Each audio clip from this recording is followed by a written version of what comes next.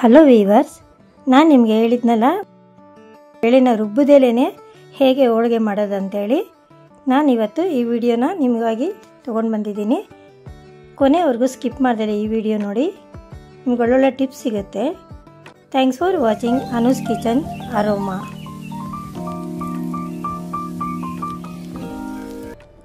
First ನಾನಿಲ್ಲಿ 2 ಪಾವು ಬೇಳೆ ತೊಗೊಂಡಿದ್ದೀನಿ, ಅರ್ಧ ಸೇರಷ್ಟು. ಅದು ತೊಗೊಂಡು ನೀರು ಹಾಕ್ಬಿಟ್ಟು ಸ್ವಲ್ಪ ಹೊತ್ತು ನೆನೆಸ್ಬಿಟ್ಟು ಚೆನ್ನಾಗಿ ತೊಳ್ಕೊಂಡು ಅದನ್ನು ಬೇಯಕ್ಕಿಡ್ತೀನಿ. ಯಾಕಂದರೆ ಇದನ್ನು ಬೇಳೆನ ನೆನೆಸಿದ್ರೆ ಚೆನ್ನಾಗಿ ಅರಳುತ್ತೆ. ಅರ್ಧ ಗಂಟೆಯಷ್ಟು ಬೇಳೆ ನೆನೆಸ್ಬಿಟ್ರು ಪರವಾಗಿಲ್ಲ, ನೆನೆಸಿದ ಮೇಲೆ ತೊಳಿಬೇಕು ನೀವು. ಬೇಳೆ ಕುದಿಯುವಾಗ ಮೇಲ್ಗಡೆ ಬರೋ ಅಂಥ ನೊರೆನ ತೆಗೆದುಬಿಡೋಕೆ ಹೇಳಿದ್ನಲ್ಲ, ಗ್ಯಾಸ್ಟ್ರಿಕ್ ಫಾರ್ಮೇಷನ್ ಆಗುತ್ತೆ ಅಂತ. ಈ ಥರ ನೆನೆಸಿ ನಾವು ತೊಳೆದು ಅದನ್ನು ಬೇಯಕ್ಕಿಡೋದ್ರಿಂದ ನೊರೆ ತೆಗೆಯೋ ನೆಸೆಸಿಟಿ ಇರೋದಿಲ್ಲ. ಬೇಳೆಗೆ ಮುಳುಗೋ ಅಷ್ಟು ನೀರು ಹಾಕ್ಬಿಟ್ಟು, ಅಂದರೆ ಒಂದು ಸ್ವಲ್ಪ ಜಾಸ್ತಿನೇ ಹಾಕಬೇಕು, ಅದನ್ನು ಮುಚ್ಚಿಟ್ರೆ ಅದು ಕರೆಕ್ಟಾಗಿ ಬೇಯುತ್ತೆ. ತುಂಬ ಹೊತ್ತೇನು ಬಿಡಬಾರ್ದು ಅದನ್ನು. ನಾವು ಸ್ವಲ್ಪ ವಿಜಿಲು ಕೂಗೋಕ್ಕೆ ಶುರುವಾಗುತ್ತೆ ಅಂತ ಇದ್ದಾಗಲೇ ಕುಕ್ಕರ್ ಆಫ್ ಮಾಡಿಬಿಡ್ಬೇಕು. ಆವಾಗ ಸಾಫ್ಟಾಗಿ ಕರೆಕ್ಟ್ ಕನ್ಸಿಸ್ಟೆನ್ಸಿಯಲ್ಲಿ ಬೇಳೆ ಬೇಯುತ್ತೆ. ಆವಾಗ ರುಬ್ಬೋ ನೆಸೆಸಿಟಿನೂ ಇರೋದಿಲ್ಲ. ನಾನು ನಿಮಗೆ ತೋರಿಸ್ತೀನಿ ಆ ಥರ ಅಂತೇಳಿ. ಬೇಳೆ ಅದು ಕರೆಕ್ಟಾಗಿ ಬೆಂದು ಕೂಲಾಗೋ ಅಷ್ಟರಲ್ಲಿ ನಾನಿಲ್ಲಿ ಮೈದಾ ಹಸಿಟ್ಟು ಕಲಿಸ್ಕೊಳ್ತೀನಿ. 1-2 ಸ್ಪೂನಷ್ಟು ಚಿರೋಟಿ ರವೆ ತೊಗೋಬೇಕು. ಮೈದಾ ನಮ್ಗೆ ಎಷ್ಟು ಬೇಕೋ ಅಷ್ಟು, ಒಬ್ಬಟ್ಟಿಗೆ ನಾವೆಷ್ಟು ಬೇಳೆ ಹಾಕ್ಕೊಂಡಿರ್ತೀವೋ ಅದರ ತಕ್ಕನಾಗಿ ಒಂದು ಸ್ವಲ್ಪ ಮೈದಾ ಹಸಿಟ್ಟು ತೊಗೋಬೇಕು. ನಾನಿಲ್ಲಿ ಒಂದು 300-400 ಗ್ರಾಮ್ ಒಳಗಡೆ ಮೈದಾ ಹಸಿಟ್ಟು ತೊಗೊಂಡಿದ್ದೀನಿ. ಸ್ವಲ್ಪ ಸಕ್ಕರೆ ಹಾಕ್ಕೋಬೇಕು. ಸಕ್ಕರೆ ಪುಡಿ ಆದರೂ ಪರವಾಗಿಲ್ಲ, ಸಕ್ಕರೆ ಆದರೂ ಪರವಾಗಿಲ್ಲ. ಸಕ್ಕರೆ ಆದರೆ ಕರ್ಗೋವರೆಗೂ ಬಿಡಬೇಕು. ಸಕ್ಕರೆ ಪುಡಿ ಆದರೆ ಬೇಗ ಕರ್ಗೋಗುತ್ತೆ. ಇದನ್ನು ಹಾಕ್ಕೊಳ್ಳೋದ್ರಿಂದ ಮೈದಾ ಹಸಿಟ್ಟು ಕಲಿಸ್ಬೇಕಾಗಿದ್ರೆ ಒಬ್ಬಟ್ಟು ತುಂಬ ಚೆನ್ನಾಗಿ ಬರುತ್ತೆ. ಮತ್ತು ಅರಶಿನ ಕೂಡ ಒಂದು ಸ್ವಲ್ಪ ಹಾಕ್ಕೋಬೇಕು. ಸಕ್ಕರೆ ಹಾಕ್ಕೊಳ್ಳೋದ್ರಿಂದ ನಾವು ಬೆಲ್ಲ ಅಕಸ್ಮಾತ್ ಏನಾದರೂ ನಾವು ಒಬ್ಬಟ್ಟಿಗೆ ಹೂರಣಕ್ಕೆ ಕಡಿಮೆ ಹಾಕ್ಕೊಂಡಿದ್ರೂ ಇಲ್ಲಿ ಕರೆಕ್ಟಾಗಿ ಬರುತ್ತೆ. ತಿನ್ನೋವಾಗ ತುಂಬ ರುಚಿಯಾಗಿರುತ್ತೆ. ನೋಡೋದಕ್ಕೂ ಕಲರು ತುಂಬ ಚೆನ್ನಾಗಿ ಕಾಣಿಸುತ್ತೆ. ನಾನು ಮೈದಾ ಹಸಿಟ್ಟು ಕಲಿಸ್ಬೇಕಾಗಿದ್ರೆ ಎಣ್ಣೆ ಹಾಕ್ಕೊಂಡಿಲ್ಲ, ಹಾಗೆ ಕಲಿಸಿದ್ದೀನಿ. ನಾವು ಚಪಾತಿ ಅದಕ್ಕೆ ಕಲಿಸ್ತೀವಲ್ಲ, ಅದಕ್ಕಿಂತ ಸ್ವಲ್ಪ ಗಟ್ಟಿ ಕಲಿಸ್ಕೋಬೇಕು. ತೆಳು ಕಲಿಸ್ಕೋಬಾರ್ದು, ಆಮೇಲೆ ಅದೇ ತೆಳು ಆಗುತ್ತೆ. ಮೇಲ್ಗಡೆ ಒಂದು ಸ್ವಲ್ಪ ಎಣ್ಣೆ ಸವರ್ಬಿಟ್ಟು ನಾನು ಅದನ್ನು ನೆನೆಯಕ್ಕೆ ಬಿಟ್ಟುಬಿಡ್ತೀನಿ. ಅಷ್ಟರಲ್ಲಿ ಬೇಳೆ ಕೂಡ ಬೆಂದಿದೆ ನೋಡಿ. ಈ ಥರ ಎಷ್ಟು ಚೆನ್ನಾಗಿ ಬೆಂದಿದೆ ಅಲ್ವಾ, ಕರೆಕ್ಟಾಗಿ ಬೆಂದಿದೆ. ಈ ಒಂದು ಹದಕ್ಕೆ ಬೆಂದರೆ ಸಾಕು, ಬೇಳೆ ನಮಗೆ ಕರೆಕ್ಟಾಗಿರುತ್ತೆ, ರುಬ್ಬೋ ನೆಸೆಸಿಟಿ ಇರೋದಿಲ್ಲ. ಈಗ ನಾನೊಂದು ಪಾತ್ರೆಗೆ ಇದನ್ನು ಸೋಸ್ಕೊಳ್ತೀನಿ. ನಮಗೆ ಬೇಳೆ ಕಟ್ಟಬೇಕಲ್ವಾ ಸಾಂಬಾರು ಮಾಡೋದಕ್ಕೆ, ಅದರಿಂದ ಬೇಳೆನ ಕಂಪ್ಲೀಟಾಗಿ ಸೋಸ್ಕೋಬೇಕು. ನೀರಿನ ಅಂಶ ಏನೂ ಇರಬಾರ್ದು. ಕಂಪ್ಲೀಟಾಗಿ ಸೋಸ್ಕೊಂಡ್ರೆ ನಮ್ಗೆ ಅದರಲ್ಲೇ ಸ್ವಲ್ಪ ಮಾಯಿಶ್ಚರ್ ಆಗೋ ಅಷ್ಟು ನೀರಿರುತ್ತೆ. ಬಿಸಿನಲ್ಲೇನೇ ಏನು ಬೆಲ್ಲ ಕುಟ್ಕೊಂಡಿರ್ತೀವೋ, ಅಂದರೆ 2 ಪಾವಿಗೆ 2 ಪಾವು ಬೆಲ್ಲ ಹಾಕಬೇಕು. ಚೆಚ್ಚಿಟ್ಕೊಂಡಿರೋಂಥ ಬೆಲ್ಲ, ಉಂಡೆ ಬೆಲ್ಲ ಹಾಕ್ಕೊಳ್ಳಿ, ಅದು ಚೆನ್ನಾಗಿರುತ್ತೆ. ಅಚ್ಚ ಬೆಲ್ಲದಲ್ಲಿ ಸ್ವಲ್ಪ ಕಲ್ಲದೆಲ್ಲ ಇರುತ್ತೆ. ಸೊ ಉಂಡೆ ಬೆಲ್ಲನ ನಾನು ಚೆಚ್ಕೊಂಡು 2 ಪಾವಷ್ಟು ಬೆಲ್ಲ ಹಾಕ್ಕೊಂಡಿದ್ದೀನಿ. ಸ್ವಲ್ಪ ಏಲಕ್ಕಿ ಪುಡಿನೂ ಹಾಕ್ಕೊಂಡು ಅದನ್ನು ಮತ್ತೆ ಬೇಯಕ್ಕಿಡ್ತೀನಿ. ಅರ್ಧ ಹೋಳಷ್ಟು ತೆಂಗಿನಕಾಯಿ ತೊಗೊಂಡು ಸಣ್ಣದಾಗಿ ಕಟ್ ಮಾಡಿಕೊಂಡು ಒಂದು ಸ್ವಲ್ಪ ಮಿಕ್ಸಿನಲ್ಲಿ ಪುಡಿ ಮಾಡಿಕೊಂಡು, ಆಮೇಲೆ ಒಂಚೂರು ನೀರು, ಸ್ವಲ್ಪ ಒಂದು 1/4 ಗ್ಲಾಸಷ್ಟು ನೀರು ಹಾಕ್ಕೊಂಡು ತರ್ತರಿಯಾಗಿ ರುಬ್ಕೋಬೇಕು. ತುಂಬ ನೈಸಾಗೂ ಏನು ಬೇಡ, ಇಷ್ಟು ರುಬ್ಕೊಂಡ್ರೆ ಸಾಕು ತರ್ತರಿಯಾಗಿ. ಯಾಕಂದರೆ ನಾವು ಬೇಳೆ ರುಬ್ಬೋದಿಲ್ವಲ್ಲ, ಸೊ ತೆಂಗಿನಕಾಯಿ ಕೂಡ ತುಂಬ ಅದನ್ನು ತುರಿದು ಮಾಡೋದ್ರಿಂದ ಕಾಯಿ ಬಾಯಿಗೆ ಸಿಗುತ್ತೆ. ಸೊ ಹಂಗಾಗಿ ನಾವು ಈ ಥರ ರುಬ್ಬಿಟ್ಕೊಂಡ್ರೆ ಚೆನ್ನಾಗಿ ಹೊಂದ್ಕೊಳ್ಳುತ್ತೆ ಬೇಳೆ ಜೊತೆಗೆ. ಬೇಳೆ ಜೊತೆಗೆ ಬೆಲ್ಲ ಕಂಪ್ಲೀಟಾಗಿ ಕರಗಿದೆ. ಈಗ ರುಬ್ಬಿರೋ ಅಂಥ ತೆಂಗಿನಕಾಯಿನ ಕೂಡ ಸೇರಿಸ್ಕೊಳ್ತೀನಿ. ನಾನು ಇದರಲ್ಲಿ ಬೇರೆ ಎಕ್ಸ್ಟ್ರಾ ನೀರೇನು ಹಾಕ್ಕೊಂಡಿಲ್ಲ. ಬೆಲ್ಲ ಕರಗಿದ ಮೇಲೆ ಅದು ಸ್ವಲ್ಪ ನೀರು ಥರ ಬಿಟ್ಕೊಂಡಿರುತ್ತೆ. ಮತ್ತು ಕಾಯಿಗೆ ಒಂದು 1/4 ಭಾಗ ಅಷ್ಟೇ ನೀರು ಹಾಕ್ಕೊಂಡಿದೆ ಒಂದು ಚಿಕ್ಕ ಲೋಟದಲ್ಲಿ. ಅದರಲ್ಲಿ ಸ್ವಲ್ಪ ನೀರು ಇರುತ್ತಲ್ಲ, ಸೊ ಇದರಿಂದ ಈ ಥರ ತೆಳುಗೆ ಕಾಣಿಸುತ್ತೆ. ಚೆನ್ನಾಗಿ ಬೇಯಬೇಕಿದು ಮಾತ್ರ. ಅದು ಬೇಯ್ತಾ ಗಟ್ಟಿ ಆಗ್ತಾ ಬರುತ್ತೆ.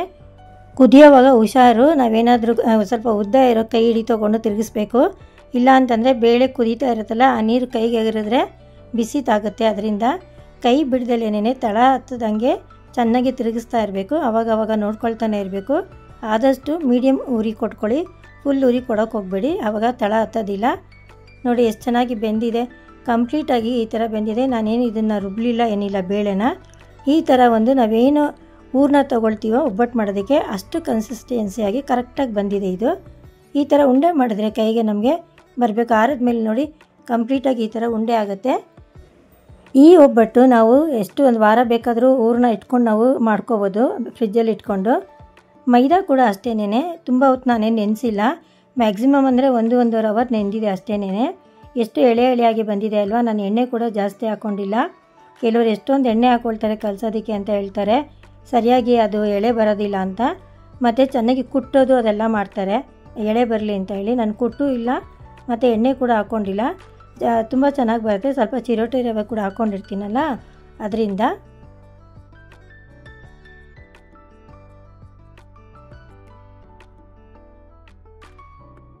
ನಾನು ಸ್ವಲ್ಪ ಹೂರಣ ಎತ್ತಿಟ್ಕೊಳ್ತೀನಿ ಇಲ್ಲಿ, ಇನ್ನು ಯಾವಾಗಾದರೂ ಬೇಕಾದಾಗ ಮಾಡ್ಕೊಂಡು ತಿನ್ಬೋದು ಅಂತೇಳಿ. ಯಾಕಂದರೆ ಎಲ್ಲ ಒಟ್ಟಿಗೆ ಏನೂ ಮಾಡೋ ನೆಸೆಸಿಟಿ ಇಲ್ಲ, ನಮ್ಗೆ ಎಷ್ಟು ಬೇಕೋ ಅಷ್ಟು ಉಂಡೆ ಮಾಡಿಕೊಂಡು ಒಬ್ಬಟ್ಟು ಮಾಡ್ಕೋಬೋದು. ಹೂರಣನೂ ಅಷ್ಟೇ ಮತ್ತು ಮೈದಾ ಹಸಿಟ್ಟು ಅಷ್ಟೇ, ಕಲಸಿರೋದನ್ನು ಏನೂ ಆಗೋದಿಲ್ಲ. ಫ್ರಿಜ್ಜಲ್ಲಿ ಇಟ್ಕೊಂಡು ಒಂದು ವಾರ 15 ದಿವಸದವರೆಗೂ ಇಟ್ಕೊಂಡು ಬಿಸಿ ಬಿಸಿ ಮಾಡ್ಕೊಂಡು ತಿನ್ಬೋದು ಬೇಕಾಗಿದ್ದಾಗ.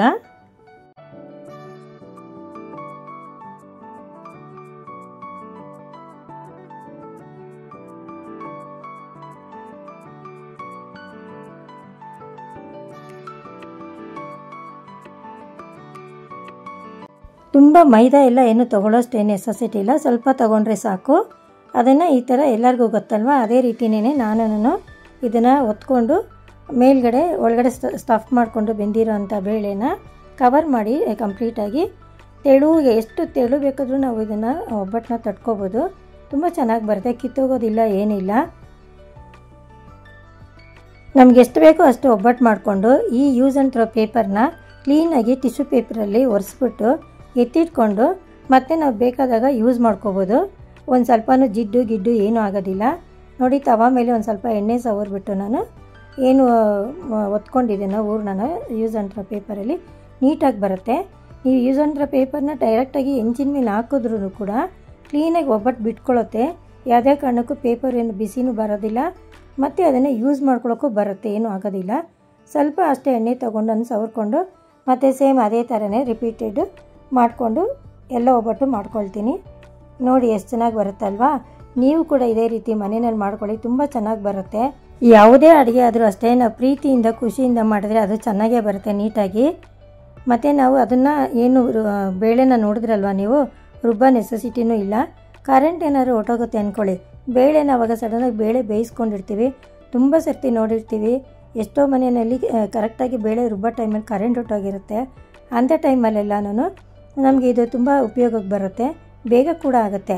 ಚೆನ್ನಾಗಿ ಪಾಕದಲ್ಲಿ, ಬೆಲ್ಲದ ಪಾಕದಲ್ಲಿ ಬೇಳೆ ಬೆಂದಿರೋದ್ರಿಂದ ಕೆಡೋದು ಕೂಡ ಇಲ್ಲ, ಚೆನ್ನಾಗಿ ಬರುತ್ತೆ ಗರಿಗರಿ. ನೋಡಿ ಎಷ್ಟು ಸಾಫ್ಟಾಗಿ ಕೆಂಪು ಬಂದಿದೆ ಅಲ್ವಾ, ರುಚಿ ಕೂಡ ಇರುತ್ತೆ. ನಿಮ್ಮನೇಲಿ ಒಂದು ಸತಿ ಟ್ರೈ ಮಾಡಿ, ಈ ಥರ ಏನಾದರೂ ಬೇಳೆನ ರುಬ್ಬದಲ್ಲೇ ಮಾಡೋದಕ್ಕೆ ಬರುತ್ತಾ ಅಂತೇಳಿ. ಚೆನ್ನಾಗಿ ಬರುತ್ತೆ, ಮಾಡಿ ನೀವು ಹೇಗೆ ಬಂದಿದೆ ಅಂತೇಳಿ ನನ್ನ ಕಮೆಂಟ್ ಬಾಕ್ಸಲ್ಲಿ ತಿಳಿಸಿ.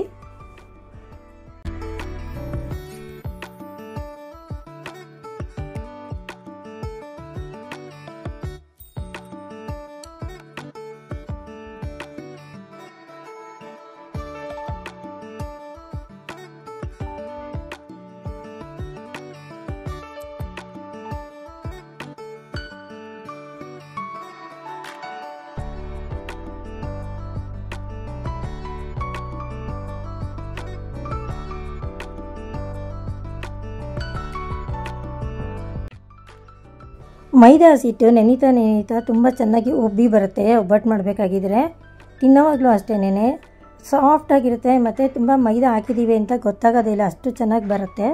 ಈಗ ಒಬ್ಬಟ್ಟು ಮಾಡಿ ನೋಡಿದ್ರಲ್ವ, ಈಗ ಇದೇ ಒಬ್ಬಟ್ಟು ಕಟ್ಟಿಂದ ನಮ್ಮ ಮನೆಯಲ್ಲಿ ಯಾವ ರೀತಿ ನಾನು ಬೇಳೆ ನೀರಿಂದ ತಿಳಿ ಸಾರು ಮಾಡ್ತೀನಿ ಅಂತ ನಿಮ್ಗೆ ತೋರಿಸ್ಕೊಡ್ತೀನಿ. ಇದು ಒಬ್ಬಟ್ಟು ಸಾರು ಅಂತಾರೆ ಮತ್ತು ರಸಮ್ ಅಂತಾರೆ, ಏನು ಬೇಕಾದರೂ ಕರಿಬೋದು. ಸ್ವಲ್ಪ ಇದು ಬಸ್ಸಾರು ಮಾಡ್ತೀವಲ್ಲ ಆ ಥರ ಟೇಸ್ಟ್ ಕೊಡುತ್ತೆ. ನಾನು ಸ್ವಲ್ಪ ಈರುಳ್ಳಿ, ಕರಿಬೇವು, ಬೆಳ್ಳುಳ್ಳಿ, ಜೀರಿಗೆ, ಸ್ವಲ್ಪ ಮೆಣಸು, ತೆಂಗಿನಕಾಯಿ ತುರಿ ಇಷ್ಟು ಹಾಕ್ಕೊಂಡು, ಕರಿಬೇವು ಕೂಡ ಸ್ವಲ್ಪ ಹಾಕ್ಕೊಂಡು, ಸ್ವಲ್ಪ ಮೆಂತ್ಯ ಪುಡಿನೂ ಹಾಕ್ಕೊಂಡು ಚೆನ್ನಾಗಿ ಫ್ರೈ ಮಾಡ್ಕೊಳ್ತೀನಿ. ಒಂಚೂರು ಹುಣಸೆಹಣ್ಣು ಹಾಕ್ಕೋಬೇಕು. ಹಾಕ್ಕೊಂಡು ಮಿಕ್ಸಿನಲ್ಲೆಲ್ಲ ರುಬ್ಕೊಂಡು ಸಾಂಬಾರು ಪುಡಿ ಎಷ್ಟು ಬೇಕೋ ಅಷ್ಟು ಹಾಕ್ಕೋಬೇಕು. ಸ್ವಲ್ಪ ಮಾವಿನಕಾಯಿ ಕೂಡ ಹಾಕ್ಕೊಳ್ತೀನಿ, ಒಂಥರ ರುಚಿ ಕೊಡುತ್ತೆ ಇದು. ನಾನು ಹೆಂಗೂ ಚಿತ್ರಾನ್ನ ಮಾಡಿದ್ನಲ್ಲ, ಮಾವಿನಕಾಯಿ ಚಿತ್ರಾನ್ನ, ಅದಕ್ಕೆ ಮಾವಿನಕಾಯಿ ಕಟ್ ಮಾಡ್ಕೊಂಡಿದ್ರಲ್ಲಿ ಒಂದೆರಡು ತುಂಡು ತೊಗೊಂಡು ಇದಕ್ಕೆ ನಾನು ಹಾಕ್ಕೊಂಡಿದ್ದೀನಿ. ಇದು ಚೆನ್ನಾಗಿ ನುಣ್ಣಗೆ ರುಬ್ಕೊಂಡು ಸಾಸಿವೆ, ಕರಿಬೇವು, ಏನು ಹಿಂಗೊಂದು ಸ್ವಲ್ಪ ಹಾಕ್ಕೊಂಡು ಒಗ್ಗರಣೆ ಕೊಟ್ಕೊಂಡು ಈಗ ರುಬ್ಬಿರೋ ಅಂಥ ಖಾರನ ಮಳ್ಳಿಸ್ಕೊಂಡ್ರೆ ಮುಗೀತು. ಒಬ್ಬಟ್ಟಿನ ಬೇಳೆ ರಸ ಚೆನ್ನಾಗಿ ರುಚಿಯಾಗಿ ಕೊಡುತ್ತೆ. ಇದಕ್ಕೆ ರುಚಿ ತಕ್ಕಷ್ಟು ಉಪ್ಪು ಹಾಕ್ಕೊಂಡು ಎಷ್ಟು ಬೇಕೋ ಅಷ್ಟು ನೀರು, ತೆಳುಗೆ ಬೇಕಾದ್ರೆ ತೆಳು ಮಾಡ್ಕೊಬೋದು, ಗಟ್ಟಿ ಬೇಕಾದ್ರೆ ಗಟ್ಟಿ ಮಾಡ್ಕೊಬೋದು. ಲಾಸ್ಟಲ್ಲಿ ಟೊಮೊಟೊ ಹಾಕ್ಕೊಂಡು ಚೆನ್ನಾಗಿ ಕುದಿಸ್ಕೊಳ್ಳೋಣ. ಮತ್ತು ನಾನು ಒಬ್ಬಟ್ಟಿನ ಹೂರಣ ಇರುತ್ತಲ್ಲ ಆ ಪಾತ್ರೆದಿಂದ ಎಲ್ಲ ಒಬ್ಬಟ್ಟಿನ ಹೂರಣ ತೆಗೆದ್ಮೇಲೆ ಅದರದ್ದೊಂದು ಸ್ವಲ್ಪ ನೀರು ಬರುತ್ತೆ. ಆ ನೀರು ಕೂಡ ಹಾಕೋಬೇಕು. ಅದಕ್ಕೆ ಸಾರು ಕುದಿಬೇಕಾಗಿದೆ. ಕೋಸಂಬರಿ ಕೂಡ ನಾನು ರೆಡಿ ಮಾಡ್ಕೊಂಡಿದ್ದೀನಿ. ಎಲ್ಲರ ಮನೇಲಿ ಮಾಡೋ ಥರನೇ ಹೆಸರುಬೇಳೆನ ನೆನೆಸ್ಕೊಂಡು ಅದಕ್ಕೆ ಸ್ವಲ್ಪ ಸೌತೆಕಾಯಿ ಸಣ್ಣಗೆ ಕಟ್ ಮಾಡಿಕೊಂಡು ಕೊತ್ತಂಬರಿ, ತೆಂಗಿನಕಾಯಿ ತುರಿ, ಸ್ವಲ್ಪ ನಿಂಬೆಹಣ್ಣಿನ ರಸ, ಒಗ್ಗರಣೆ ಕೊಟ್ಕೊಂಡ್ರೆ ಮುಗೀತು. ನಮ್ಮ ಮನೆಯಲ್ಲಿ ಯುಗಾದಿ ಹಬ್ಬದಲ್ಲಿ ಈ ರೀತಿ ನಾವು ಹಬ್ಬದ ಊಟನ ನಾವು ಮಾಡ್ಕೊಂಡಿದ್ದೀವಿ. ನಿಮ್ಮ ಮನೆಯಲ್ಲಿ ಯಾವ ರೀತಿ ಯುಗಾದಿ ಹಬ್ಬ ಆಚರಿಸಿದ್ರಿ ಅಂತೇಳಿ ನಮಗೆ ಕಮೆಂಟ್ ಬಾಕ್ಸಲ್ಲಿ ತಿಳಿಸಿ. ನಾನು ಕೋಸಂಬರಿಗೆ ಹಸಿಮೆಣಸಿನ್ಕಾಯಿ ಒಗ್ಗರಣೆಗೆ ಬದಲು ಪೆಪ್ಪರ್ ಪೌಡರ್ ಹಾಕ್ಕೊಂಡಿದ್ದೀನಿ. ಯಾರೆಲ್ಲ ನನ್ನ ಚಾನೆಲ್ನ ಸಬ್ಸ್ಕ್ರೈಬ್ ಮಾಡ್ದಲೇ ನೋಡ್ತಿದ್ದೀರೋ ಪ್ಲೀಸ್ ಸಬ್ಸ್ಕ್ರೈಬ್ ಮಾಡ್ಕೊಳ್ಳಿ. ಸಬ್ಸ್ಕ್ರೈಬ್ ಮಾಡ್ಕೊಂಡಿರೋ ಅಂಥವ್ರು ಪ್ಲೀಸ್ ಲೈಕ್ ಮಾಡಿ, ನನ್ನ ಈ ವಿಡಿಯೋನ ಶೇರ್ ಮಾಡಿ ನಿಮ್ಮ ಸ್ನೇಹಿತರಿಗೂ ಮತ್ತು ರಿಲೇಷನ್ಸ್ಗೂ. ಅವ್ರಿಗೂ ಕೆಲವೊಂದು ಟಿಪ್ಸ್ ಎಲ್ಲ ಉಪಯೋಗಕ್ಕೆ ಬರುತ್ತೆ. ಆಲೂಗಡ್ಡೆ, ಬಟಾಣಿ, ಕ್ಯಾರೆಟು ಎಲ್ಲ ಹಾಕ್ಕೊಂಡು ಗೊಜ್ಜು ಕೂಡ ಮಾಡ್ಕೊಂಡಿದ್ದೀನಿ. ನಮ್ಮನೆ ಹಬ್ಬದ ಊಟ ಈ ಥರ ಕಂಪ್ಲೀಟಾಗಿ ಆಗಿದೆ. ನಿಮ್ಮನೆಯಲ್ಲೂ ಇದೇ ರೀತಿ ಹಬ್ಬದ ಊಟ ಮಾಡಿದ್ದೀರಾ ಅಂತ ಅಂದ್ಕೊಳ್ತೀನಿ. Thanks for watching Anu's kitchen aroma.